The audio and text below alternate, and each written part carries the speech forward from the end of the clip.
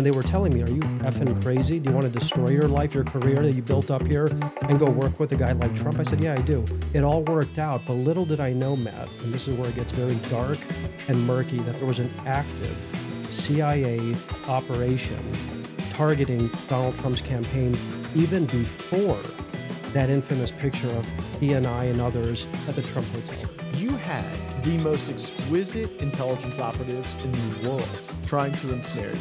You had the entire Department of Justice trying to throw you in prison.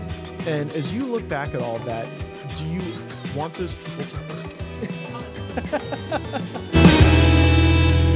All right, here's my number one question that I want to talk to you about. And it's so relatable. We're going to get into who you are and how you became almost a futuristic truth teller. If you go back and read the George Papadopoulos correspondence in the first Donald Trump campaign, they're like remarkably relevant to what we're going through right now. But before we get into that, when I found out I was going to get the chance to chat with you, I wanted to talk about how much you hate or don't hate the people who targeted you, because I struggle with this myself. I think about the people who have done me wrong in Congress, in the media, and otherwise.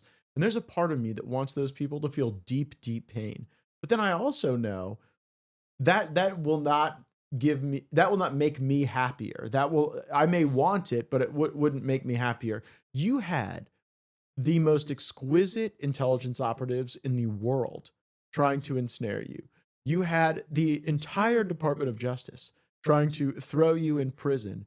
And you had media on the right and the left, and people forget that, trying to either make you a fool or a crook. And as you look back at all of that, do you want those people to hurt? There is a biological war being waged against your body every day, and we've got just the partnership to help you fight back. It's with Choq. That's CHOQ.com.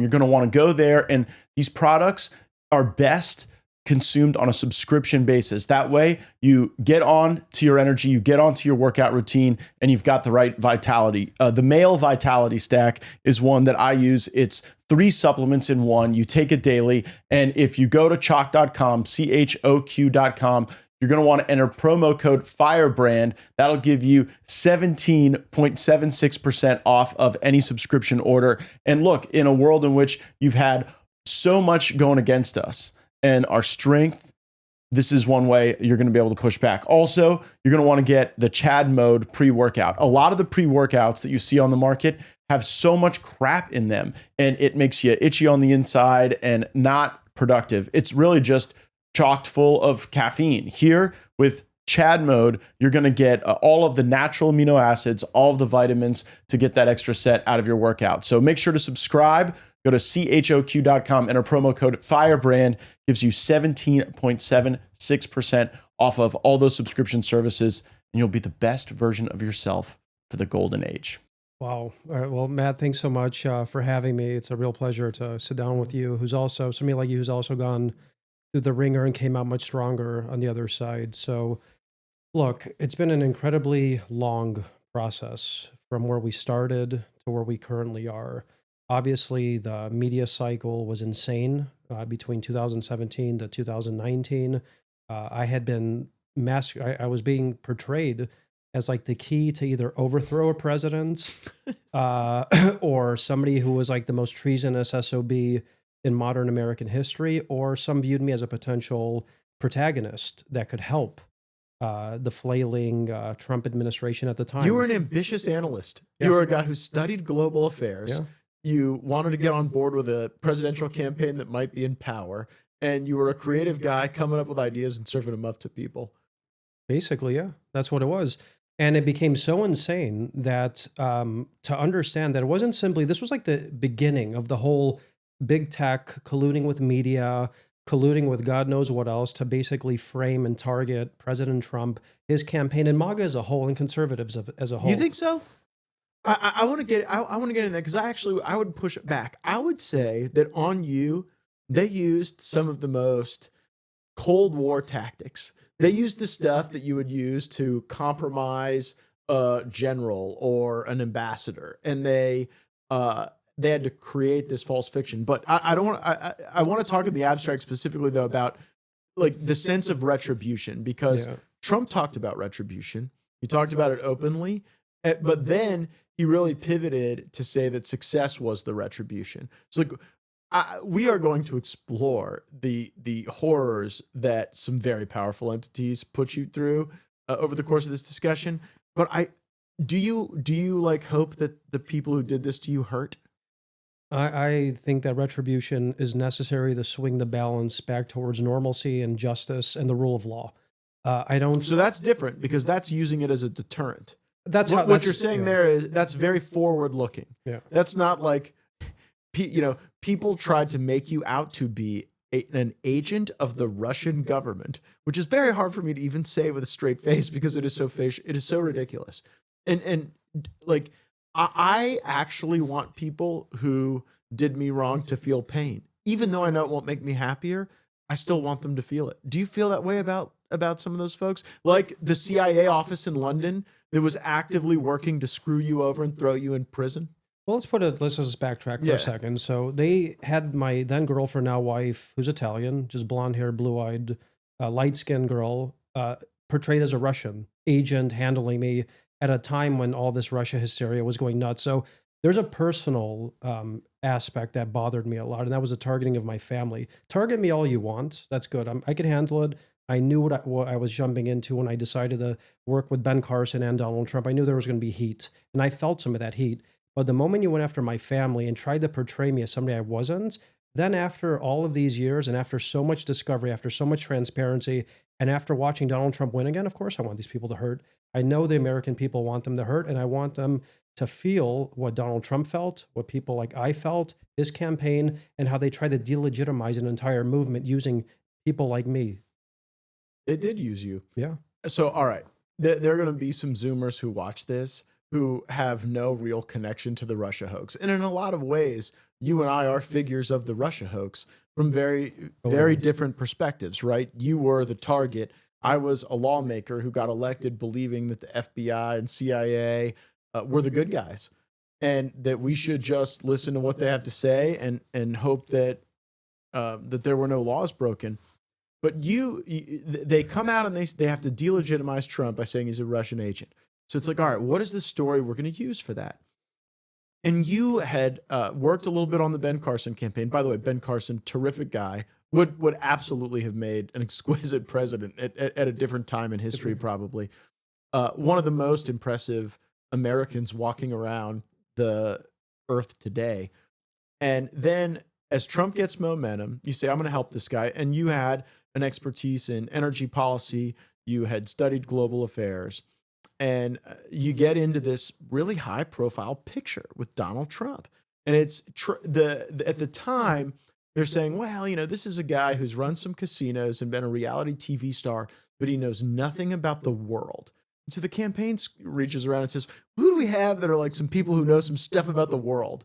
And they throw in some congressmen and maybe a senator and some former ambassadors. And you end up at this table with Donald Trump in this big picture. How do you end up there?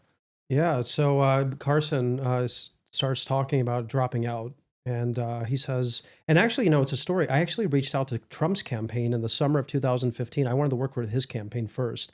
That's something a lot of people don't realize. Like, I was on the Trump campaign, or the Trump train, if you want to call it that, in the summer of 2015, when the campaign was Hope Hicks, Corey Lewandowski, an advanced guy, and maybe a bodyguard. So I felt it. And before that, I was working at the Hudson Institute, Matt. I mean, this was like a very neoconservative establishment type group, a lot of Reagan people, W people. The architects of the failed Iraq and Afghanistan war were my colleagues for like 7 years leading up to this work. But that's what people do to get That's what they do. credentialed. There's not at the time there was no America First Policy Institute. There wasn't. There wasn't anything like that. So if you wanted to get credentialed in international affairs, you went to work for one of these neocon entities, which you did. Yeah, but see, that's where it's interesting, because I worked with them and I knew how wrong they were.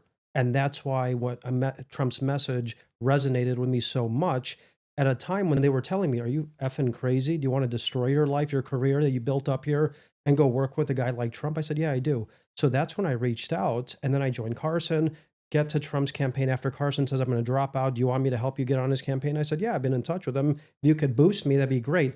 It all worked out. But little did I know, Matt, and this is where it gets very dark and murky that there was an active CIA operation targeting Donald Trump's campaign even before that infamous picture of he and I and others at the Trump hotel. Well, sure, there was a CIA effort to get Trump, but they needed vectors into Trump. Exactly. Right. So everyone is quite familiar with the Donald Trump Jr. vector. They try to get him in some meeting under a false pretense and say that somehow Don Jr., like a guy who grew up being taught the evils of communism from his Eastern European mother, was all of a sudden a Russian agent.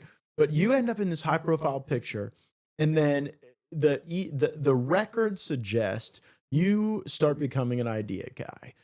You are not a high level campaign official. You're an analyst. And so you start analyzing stuff. And one of the conclusions you draw is that in this world in which they're trying to say Trump is not ready for prime time on the global stage, who are the people out there in the world who have power? How can you get Trump with them and elevate Trump in that process as a campaign objective? And so you start talking to folks about the idea of Donald Trump meeting with Vladimir Putin in the course of the campaign. Now, right now, you have Donald Trump saying, you know, it'd be great meeting with Vladimir Putin and trying to like resolve some of our issues and get onto our aligned interests. But walk everyone through why all the way back in the 2016 presidential campaign, George Papadopoulos, kind of low-level analyst campaign guy, says, let's put these guys together. Yeah, so Trump had been talking about working to some extent with Russia just to stabilize the world, right? We were fighting ISIS at the time. That's exactly right. I mean, people forget that. I mean, ISIS had territory the size of Indiana as you're writing these emails. Exactly. They were cutting people's heads off. They were controlling vast swaths of territory the size of Indiana. They were just like the biggest threat to global security. Americans were terrified about what they were watching on their television screens. And what was Donald Trump saying? We're going to take out ISIS. We're going to stop World War III, and we're going to prevent nuclear proliferation. So how do you do all three of those things? You have some collaborative relationship with Russia that had similar goals. Of course, Russia's a competitor. It's a pseudo adversary. We all understand that. But you have to collaborate where you can and confront where you must. So when Trump was saying, I want to do X, Y, and Z with Putin, I said, okay, as a foreign policy person, let's bring Donald Trump to have a statesman-like meeting with Vladimir Putin, which is very common. When I was on Carson's campaign, he had traveled to Jordan and other countries as a yeah, but the king of Jordan ain't Vladimir Putin. Well, that's the point. But but this is an ambitious goal you have at the time. And look, it was incredibly ambitious. And at that infamous meeting that you referenced, I told Donald Trump to his face, I will make this meeting happen for you. Now, little did he know, or I even knew at the time, that I really had no Russian connections. That's where things get very crazy. I've never been to Russia to this day, never met a Russian official to this day. And the people that were thrown into my lap to let me know that they could arrange a meeting were either connected to MI6, foreign intelligence groups, or the FBI or the CIA. And that's where the scandal becomes insane. All right, so you get this idea that that Trump should meet with Putin, and who do you start reaching out to? So I had been working at this place called the London Center for International Law Practice. I was actually based in London during the first months that I was even on Trump's campaign, because I had a private sector job. And like you said, I was an analyst on the campaign, and no one was being paid on the campaign. So I had to obviously pay my bills working at this think tank global institute in London that was filled with a lot of these ex-diplomats or whatever. That's the first time I knew you were innocent, because the real spies are getting paid and don't have to have a side hustle. That's right. That's right. You're like, what spy out there needs to have a second job? Exactly. Unless, they have like the cash in the briefcases, which I didn't, No, you were just a guy with an idea. So you're working at this institute to get to pay your rent. Basically, London's a very expensive city. So I had to pay my rent, my bills, working at this group. And it was these people there that brought this idea like, hey, you know what? We can actually help arrange some people that know Putin, know the Russian ambassador, and all these Russian officials. Now, do you think those people that were your colleagues were being played, or were they running a game against you? They were running the game. And the question that we still don't have an answer to today is who was running the game behind them. Now, let's just look at the CIA. Let's just look at some facts, okay? The director at this group was Arvinder Sambe. This was a high-level person that worked directly with Robert Mueller and MI6. She was a director at this group. She brought up the idea to me to meet with Russians all of a sudden. They then introduced me to this guy, Joseph Mifsud, not in Moscow, not Well, in... that's definitely not this guy's name. Exactly. Not in It's Tehran. someone they told you was named Joseph Mifsud. That's right, Matt. Not in Tehran, not in Islamabad, not in one of these shady capitals, but in Rome. So all of this stuff about connecting me to Russians and operatives all happened in Western capitals, in London and in Rome. Yeah, but those are permissive environments for the Russians. I can tell you, based on my reaction to some of the intelligence I've reviewed, the major cities in Europe are very, very Russian, aligned in some of the underworld, some of the shady stuff that goes on. But so, all right, so you're working in some place, you've come up with this ambitious idea. Well, maybe Trump can meet Putin and it can have good for the world, have good for the campaign. And you start reaching, and folks go, oh, well, George, you've had this idea. We know exactly the people that you should be talking to. And then they connect you to folks, Yeah. and it ends in this story that there must have been 1,000 times the story is told of you in a London pub doing the work of the Russian government. Yeah, so this is crazy stuff, Matt. I mean, we could just literally draw the line, like it's a perfect line between the initial setup to the eventual conclusion of that same setup. And it starts in Rome. First of all, it starts in London.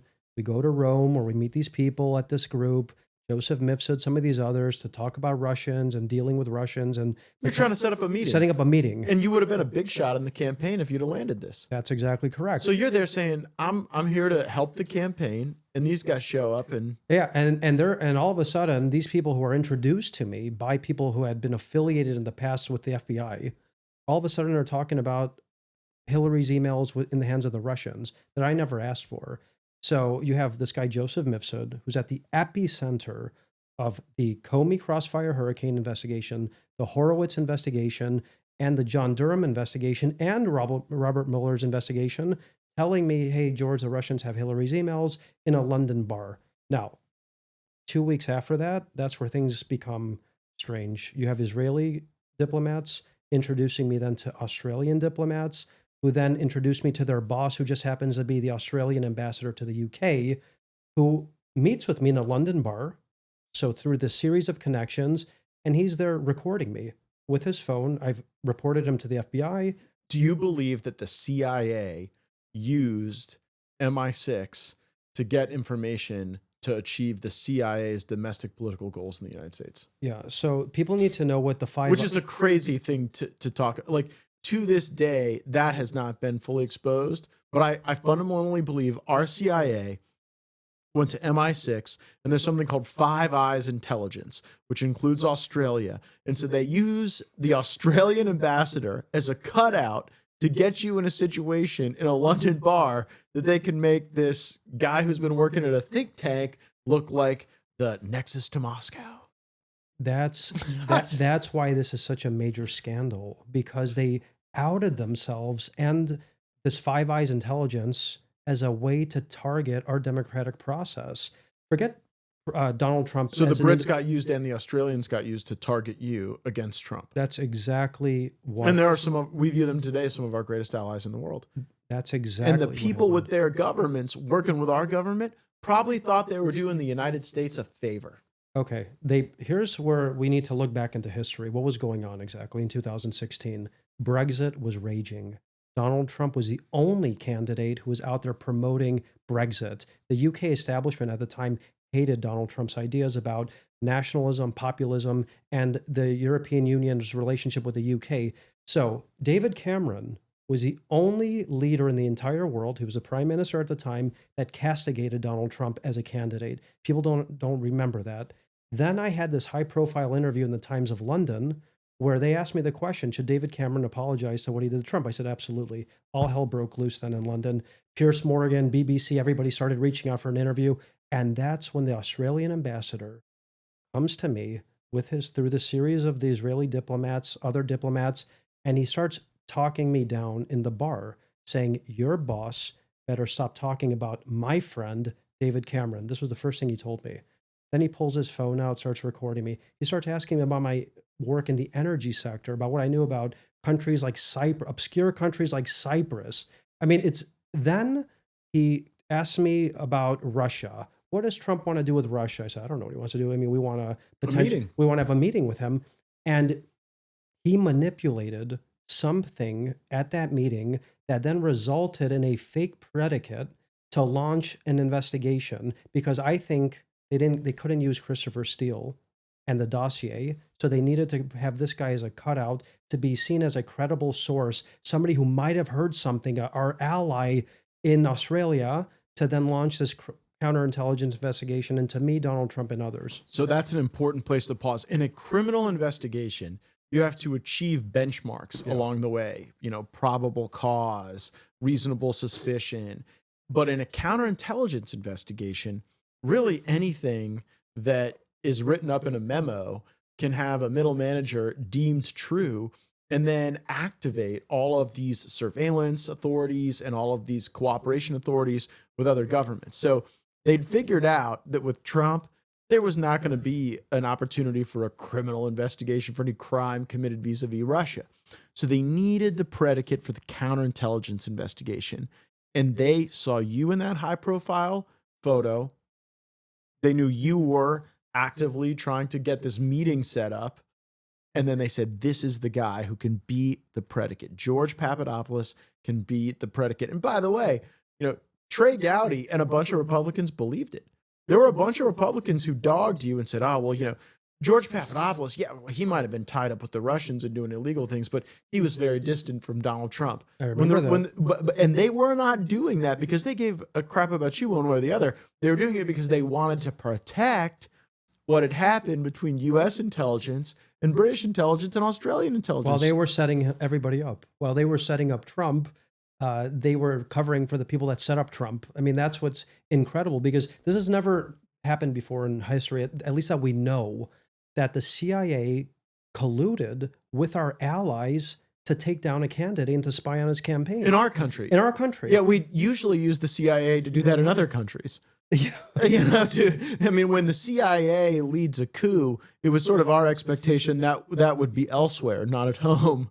And this is a case where they were kind of trying to do it at home. So I had never really heard the term honeypot until the George Papadopoulos story. What is a honeypot? Matt, a honeypot is a so-called very pretty girl who comes into somebody's life and is masquerading as something that they're not, basically.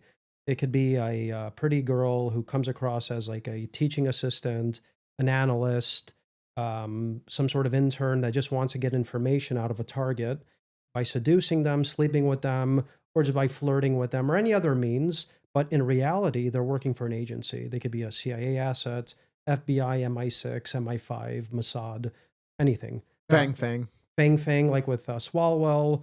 And so my story is very unique in the sense that not only did they have diplomats like this guy Downer, who was masquerading as something that he wasn't, reaching out to me to provide fake info about me, they also had women, at a time I was single, coming into my life who were honeypots trying to seduce me, sleep with me, to get info out of me while they were actually working with the feds or with the CIA. And this do you think only our government ran honeypots at you, or do you think that was in collaboration with other governments? No, these were actually foreign. And I'm telling you, there's an infamous situation with Stefan Halper, this Cambridge professor. We're talking about people that masqueraded as something that they weren't. He's a Cambridge professor, wants to meet with me. He's working with the CIA and with the feds. His assistant was the honeypot. So I'm meeting with two people who are moonshine. Where do you meet in your London? honeypot? In London. So a bar? Initially at a nice 5-star hotel, and then at a private members club in London. One of these like MI6 hangouts, Cambridge kind of thing. And they're all, she's trying to sleep with me and to get info out of me. Was she good at it? It didn't work. I mean, she didn't get anything out of me. She tried, Matt. I think there are people. Matt, hold on. Here's how it works. It's subtle. The hand on the lap. Let's go out to dinner. We could do these kind of things. But It's pretty aggressive. It's quite aggressive, but, my girlfriend then, well, my wife now is extremely hot, so they didn't bring a person at that level. Maybe if they brought Simona. Yeah, they knew you weren't into like thick women. So, George is here for the hotties. They had to get the Honeypot 10. 10? Was it a 10? Was she a 10? The Honeypot? Like a 7, it was an. I'm disappointed. I would think by the way, that's why the West is losing. If our honeypots have gone from 10s to 7s, then that's why China's beating us. Because Fang Fang was at least like a roundup 8. Yeah, if you're into that, if you're into that, and he got compromised. Swalwell got compromised. He was a weaker man than I was, and now look what's happened to him. He's just like gone completely out of whack. He's like completely unhinged, and like who knows what they have on him. This is I don't know. I defend him. Why? I defend him because he was not a member of Congress when they ran the honeypot at him. Okay, Eric Swalwell was on the city council of the city of Dublin, California, as a single, like, pretty good-looking surfer boy with blonde hair and blue eyes. Like, if I was on the city council and some smoking hot Chinese chick came rolling at me with like pussy and money and like donating to my campaign, they would have gotten me. Okay, there's no way I would have resisted that as a single guy. But you're there in a London club, and this guy brings his assistant. And she's she's making the moves on you. Look, you say she's only a 7. Look, I have a thing for accents, so she had an accent, so she could have been. Where was the accent from? It was like a foreign. I think she was like, not necessarily. I don't like that accent, but I think she was from Turkey, and that's like a whole. I think women might watch this episode and say, "Well, how the fuck do I become a honeypot?" Like, this sounds like a sweet gig. You get to hang out in London bars with cool guys like George Papadopoulos. Where do we sign up? Honeypot.com. No, look. They had her. They had. I think there was an Israeli too. So you think more than honeypot? 100%. Because during my, it was like the Baskin Robbins. They were figuring out what your flavor was. I'm telling you, because there was something that came out that was declassified. I think Rick Rennell, mutual friend, when he was acting DNI, released some transcripts about me. Imagine if they'd have tried to run a honeypot on Rick Rennell. I mean, that would have been a very different story. Very, very, very different. Rick's amazing. And I think Rick's expectations would have been through the roof, Oh, yeah. Yeah. Nothing short of a Abercrombie underwear model would have worked for Rick. But all right, so they run this game at you. You turn it down, and it becomes very central. Because we're able to kind of link the honeypot back to our, the intelligence world. Here's why it's so timely and why it's critical to this new administration and just like actually awakening millions of people. Is your risk high that an IRS agent is about to show up at your home over unpaid taxes or unfiled returns? Or that the IRS is about to freeze your bank accounts? That would be terrible. Look, understanding your IRS risk, that helps you decide how quickly you need to act. And take my advice, you can find out. You can call the Tax Network experts at Tax Network USA to share your situation.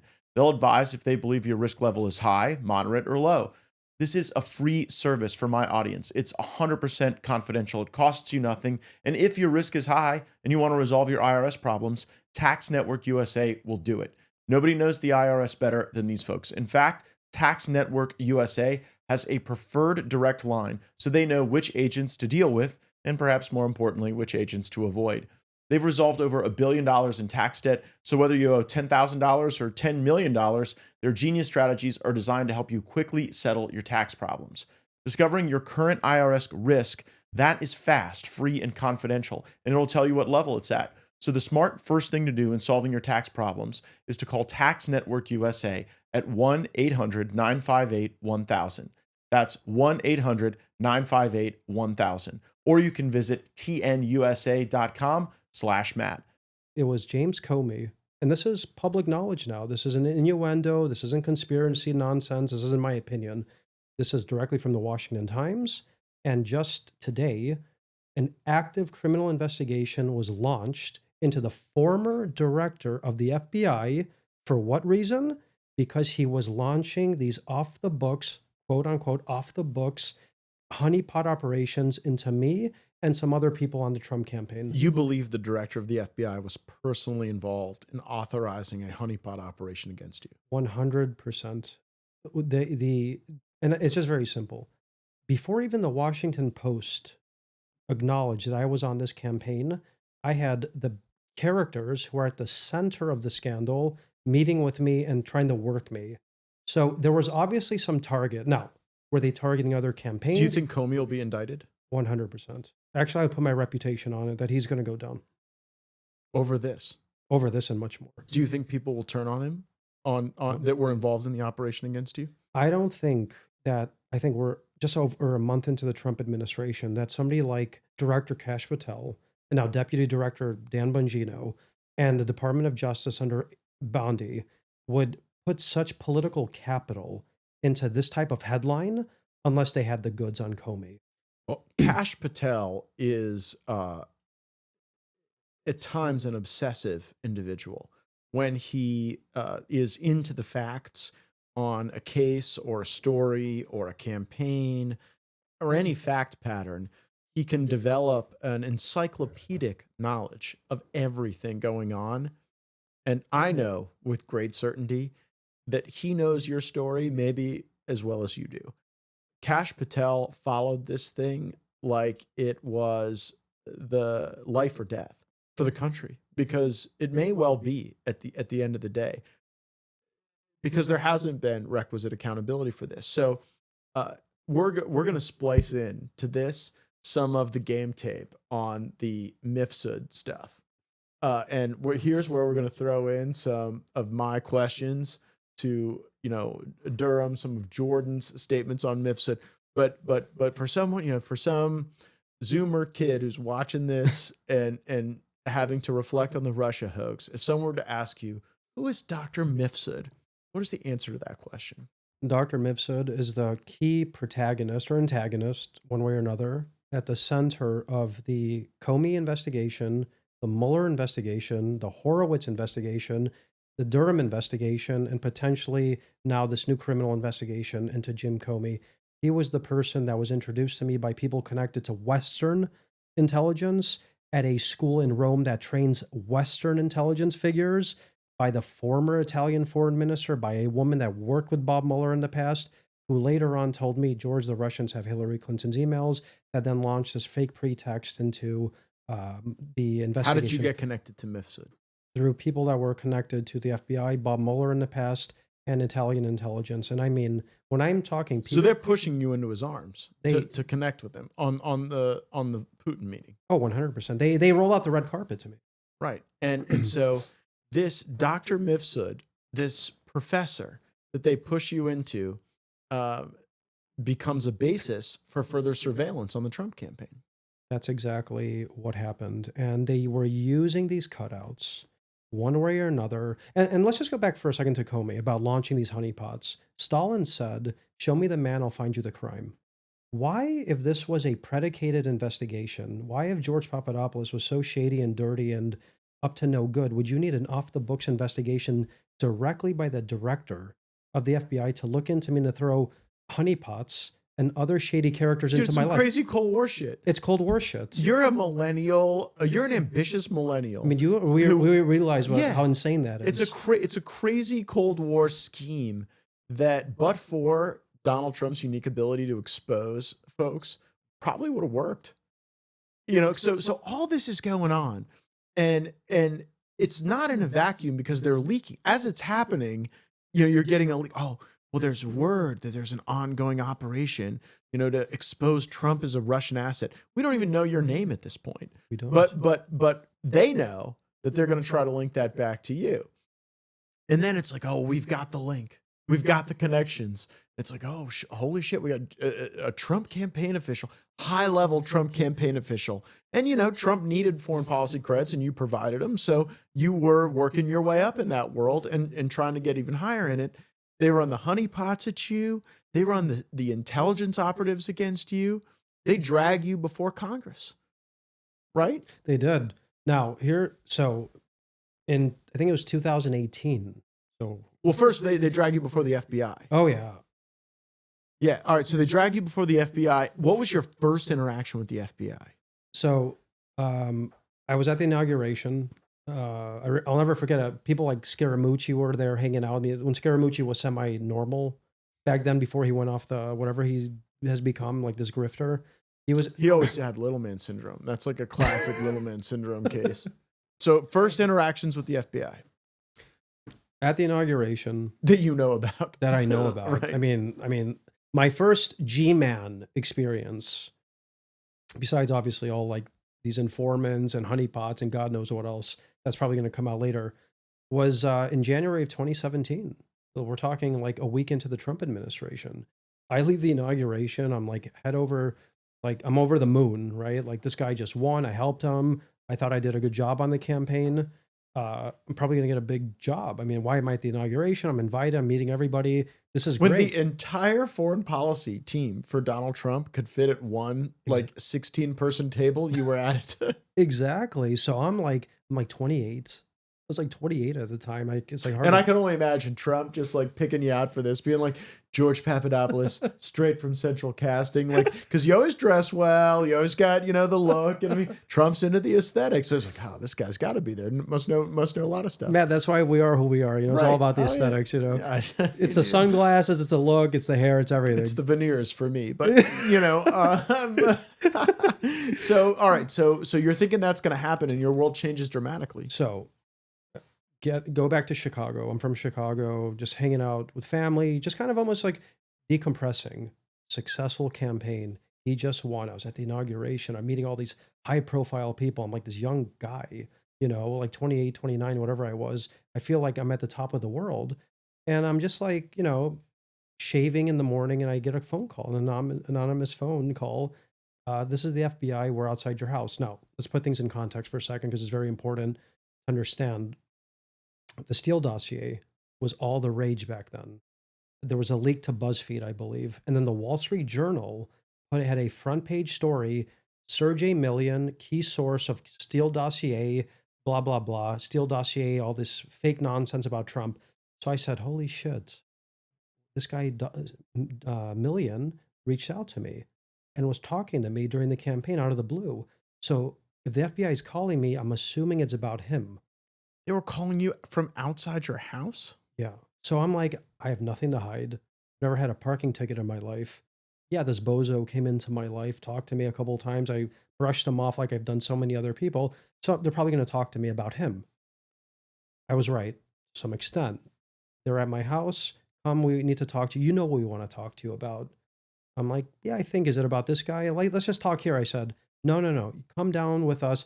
And you have to understand, like, I always tell people there was like a pre-2016 world for like educated, like normal people, like that never did anything wrong, where you trusted the FBI, you trusted the cops. Listen, I remember what it was like when the FBI called me from outside my house. Okay. And they were like, we think you've been involved in XYZ and we'd like your phone. And I was like, here it is. I was like, by the way, if you think I've been doing that stuff, take a look, because my perspective was obviously the truth will set you free. And it's a very different world after you take a few steps down that path. Okay, so you're completely right. So that was my assumption. Like, I'm just going to help these guys. Yeah. I love America. I'm a patriot. Of course, if you have a question about something. And especially if you're in line for a big job in the Trump administration, you don't want to look like a guy who has something to hide from the FBI. So just think of it this way. If I had something to hide, would I jump into their car? Would I get out of my sweats, put on a suit to look normal, and get in the backseat of their car, go into downtown Chicago at the FBI headquarters in Chicago? Absolutely not. A guy who has something to hide, who's up to God knows what they were trying to accuse me of or try to fabricate around me, I'd be hiding. I'd be obfuscating. I'd have, you call a lawyer. I'd have 10 lawyers. Yeah. And I would just be like completely out of the picture. I willfully went into the car with these people. And when I get there, this is where it gets really like insane. And I should have processed it quicker, but I didn't, because I didn't know. Like I didn't expect the corruption to be as high as it was. They pull out a binder this thick, like literally this thick. It was like 10 inches, slam it on the table, open it, and I see a picture of my brother. I'm like, holy shit, these people have like my life in front of me. And I'm like, do you recognize this person? I'm like, yeah, it's Constantino. This is my brother. That's good. Next picture, Sergey Million. Steele dossier, guy that BuzzFeed, Wall Street Journal was promoting as the key man that was going to take down Trump with all these fake accusations. And they said, what do you know about him? I said, yeah, some bozo that came into my life. That's exactly what I said. A bozo, just like many others, was talking to me that he knew Trump, he knew Michael Cohen, and nothing came about. And this is what they told me next, and I'll never forget it. That's not why we wanted to bring you in. That was the ruse to bring you here. We have a lot more questions. Now, any like person, like now I would have just told them I'm leaving. Back then I said, like, it didn't hit me like that they were trying to frame me. So I'm like, okay, like, what do you want to talk about? I'm an open book. Let's hear what you want to talk about. They get into God knows how many countries. Who do you know here? What were you doing in this capital? What do you know about this industry, that energy sector, the prime minister of Israel? Why were you dealing Where were you when Jimmy Hoffa was abducted? It was like one of these like kind of things. Where were you when Jimmy Hoffa was abducted? Where were you at Roswell? Where were you on 9/11? Where were you at 9/11? Where were you when the aliens came down at Roswell? But by the way, this sends a chill down my spine. It was insane. Because I remember getting phone calls from some of my ex-girlfriends, and the FBI would be waiting for them outside their real estate office, outside their government job. Say, oh, we want to talk to you about Matt Gaetz. And then think, well, there's nothing wrong about Matt Gaetz. And they'd go back and they described what you just described to me, where they bring out this massive binder and they go through like every text message you've ever sent, every phone call you've ever made. And it is a terrifying experience because you're like, look, I mean, even when you feel like you're an open book, to know that someone is reading the book with that particularity is unsettling. Especially if you are the target, that they are trying Did you know then you were the target? I thought that they were trying to do something, but they didn't have anything on me because the question... But wait, hold on. You wrote a book called Deep State Target, which is a great book, which if anyone wants to understand the modern incarnation of the intelligence community, Deep State Target by George Papadopoulos is how you see it from a perfect case study. And it's all the Cold War tactics. That's what surprised me about the book, is that it really walks you through how they operate and at every step of the game. And so I did want to know, like, when was the first moment you went from, I'm a campaign official trying to move up and get a great job in this admin, to being like literally the fucking linchpin of the Russia hoax? Yeah, it was... Was it in that FBI meeting, or did you still think, well, hell, these people are just kind of scraping the bottom of the ocean here? No, I thought it was in that FBI meeting. I thought because they were trying to make me say things that weren't true. And I said, why do they keep trying to force me to say something that wasn't true? Forcing people to say things that aren't true. I'm like, I'm very familiar with that dynamic. If you're investigating, you know there's something wrong with me. You're not trying to... And I kept telling him, no, Trump doesn't know Russia. Trump has nothing to do with Russia. Carter Page knows nothing about Russia. I know nothing about Russia. No, but you know everything about this. And I'm like, no. I'm like, I don't know Paul Manafort. They were trying to coerce me into saying something. And when I didn't, they got pissed off. And then they bring in, I mean, we're talking about setups. Then you had the Honeypot issue. And then they bring this other guy who's a fake businessman who gives me this infamous $10,000 retainer in cash in Israel. And I'm coming back to the United States, and they arrest me looking for money in my briefcase. So they went to the extent, because they had nothing on me. Like, they functionally had to plant cash on you. Like it was some like drug deal. They functionally, you know, we've been living in LA a long time. We deal with like a lot of producers and Hollywood types now. I'm like, these people must have teamed up with Hollywood script writers of how to make an aura of how, you know, that Making a Killer, that Netflix show, or Making a Murderer, making a spy or making a patsy should have been what like the show should be about me, what they were trying to do. And it just didn't work. Okay, so so all this gets exposed. And then we're told John Durham is going to get to the bottom of this. Exactly. He is going to tell us who this Mifsud character is. He is going to find this honeypot. He is going to probe the interworkings of this Five Eyes intelligence nexus that got George Papadopoulos. And Durham comes out and says, well, shit, we couldn't find Mifsud. I mean, I asked him, I said, well, I'll tell you what.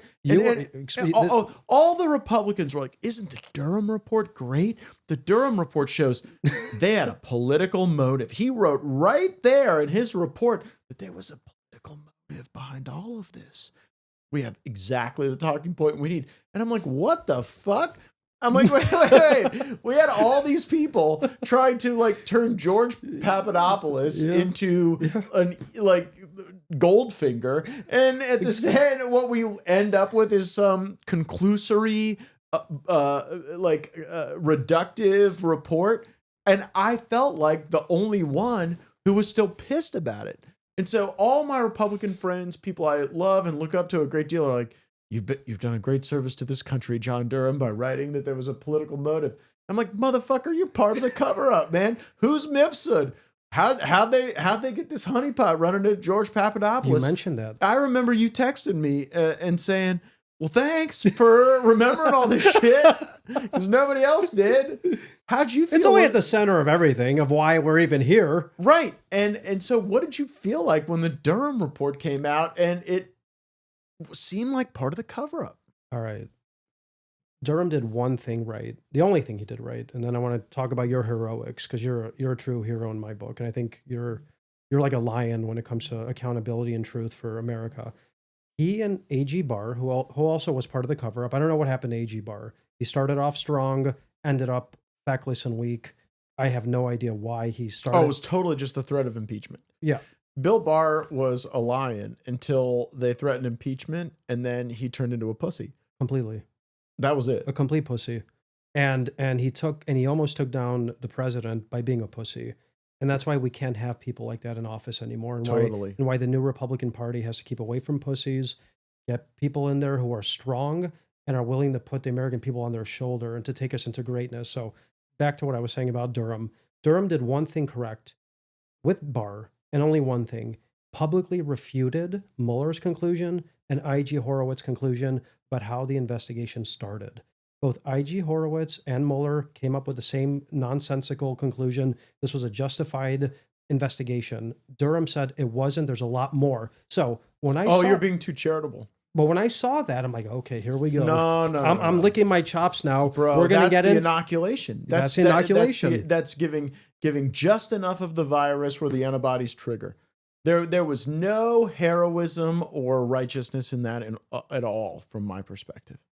Besides what they did, when I saw the testimony, we were actually in Italy with my wife, Simona. We're sitting on her bed in Italy. We're having like some pasta. I'm like, oh yes, we're going to enjoy that. We're going to get a nice bottle of Italian red. We're going to celebrate and we're going to come back. It's going to be amazing. These people are going to go down.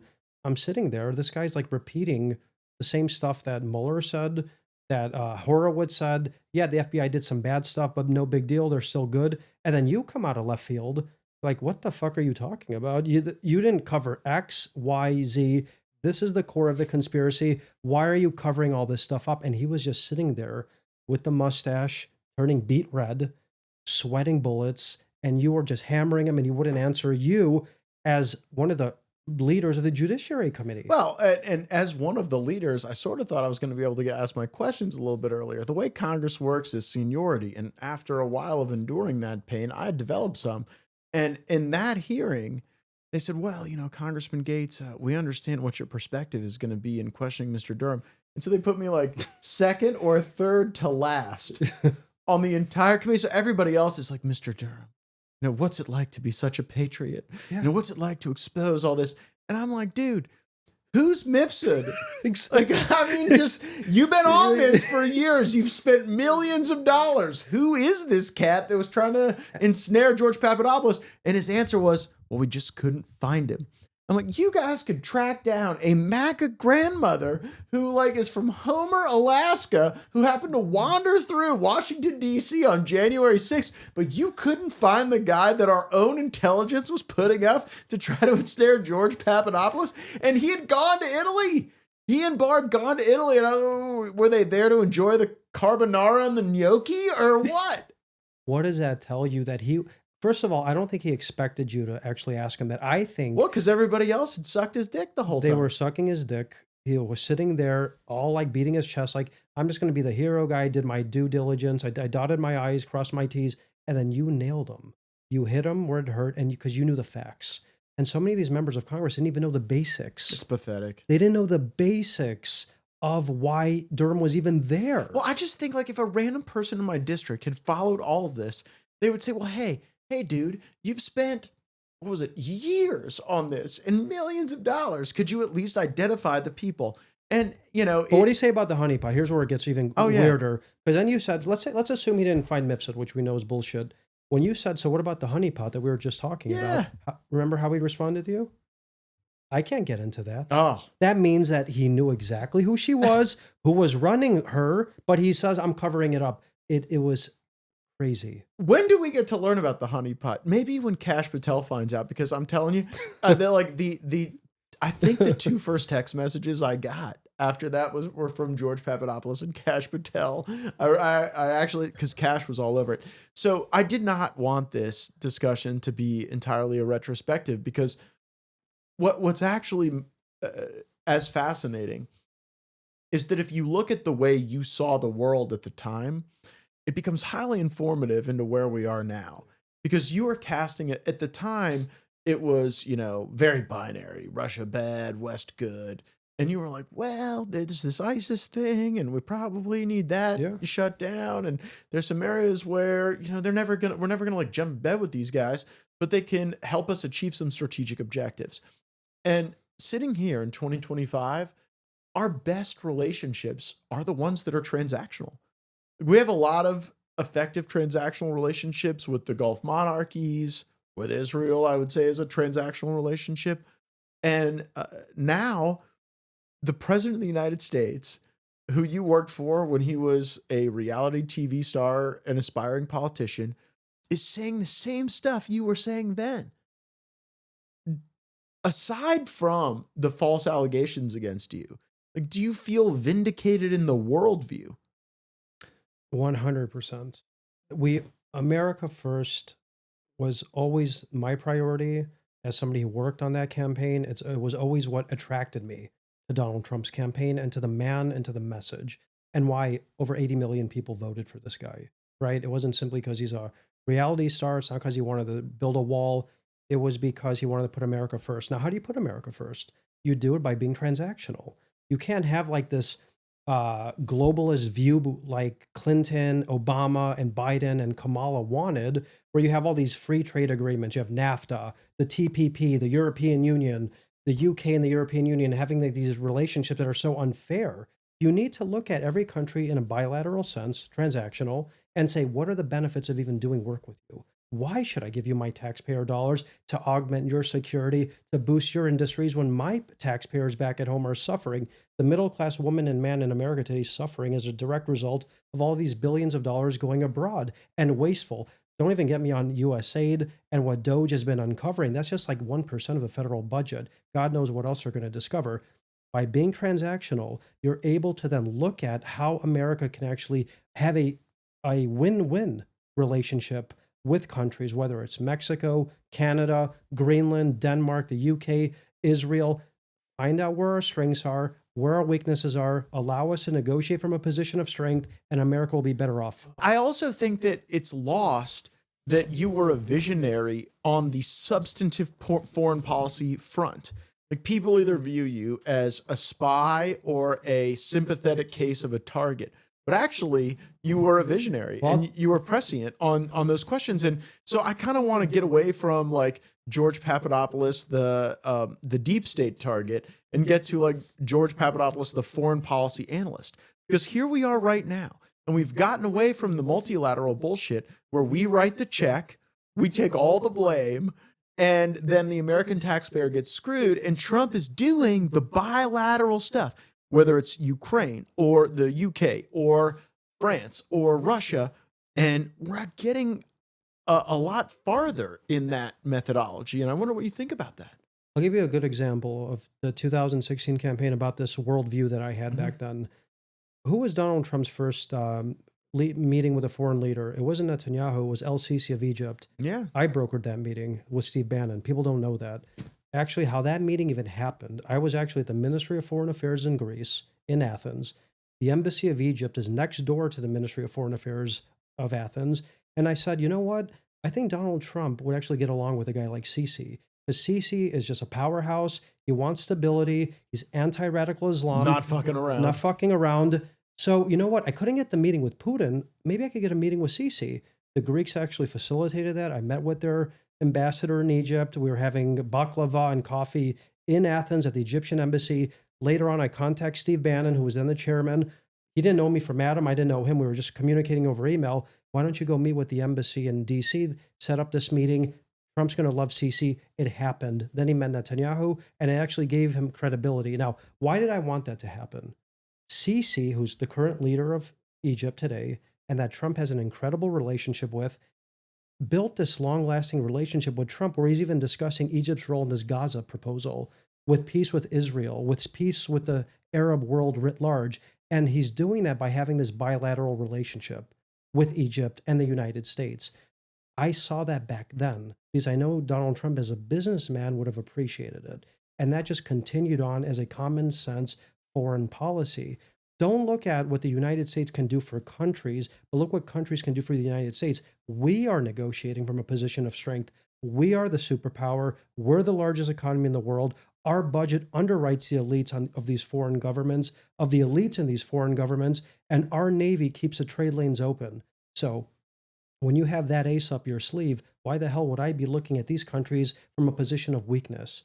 Trump didn't.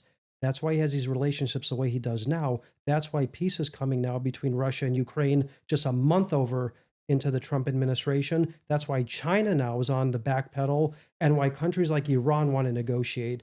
It's because of this transactional worldview and by working with like-minded leaders from Milei in Argentina to Meloni in Italy to Sisi in Egypt to make this nationalist populist bloc be the rival to the globalist bullshit that we were dealing with in 2016 that targeted us and Trump, America first, and under Biden. It's all about getting the right allies together. Reagan understood it. That's why Thatcher was such a killer with him. Trump understands it, and he's changing the world from America and beyond. I have precisely 3 questions remaining for you. How do we end the war with Russia and Ukraine? The way we're going to stop the war between Russia and Ukraine is by negotiating from a position of strength and by actually putting America first. And Trump understands that. This mineral deal that he's negotiating now that he actually just implemented with Zelensky is incredible. Ukraine's going to be divided between the East and the West. And there are other examples in the world of this happening. In Cyprus today, the country's divided between North and South, North Korea and South Korea. In Cyprus today, the United Nations is trying to build some sort of new state of Cyprus under the UN based on like the Greek and the Turks. In North Korea and South Korea, with Donald Trump's working relationship with Kim, we might see some sort of resumption of peace talks between those two. Trump understands that. So there's going to be a demarcation between the East and the West of Ukraine. The Russians, the Chinese are going to have more influence in the East, where they're Russian speakers, they're ethnic Russians, and they want to be under the tutelage of Russia. While in the Western part, where they don't want to be fucking under the Russian tutelage, that's where the U.S. has leverage. It's all about leverage. And Trump signed the deal with Zelensky, knowing that American companies are going to go in there. Putin appreciates that. No NATO for Ukraine. Everybody's going to make money. There's going to be stability. The people that want to live in the West will live in the West. The people in the East will be in the East. The killing will stop. And this is exactly where we're moving towards. Donald Trump has pardoned you. Would you work in his administration? Absolutely. Let me tell you a little secret about politics in America. Polling is completely dead. Polling is obsolete, vanquished, and in many ways has been replaced by a lot of the analysis that you see on markets. And you can see that market analysis on Polymarket.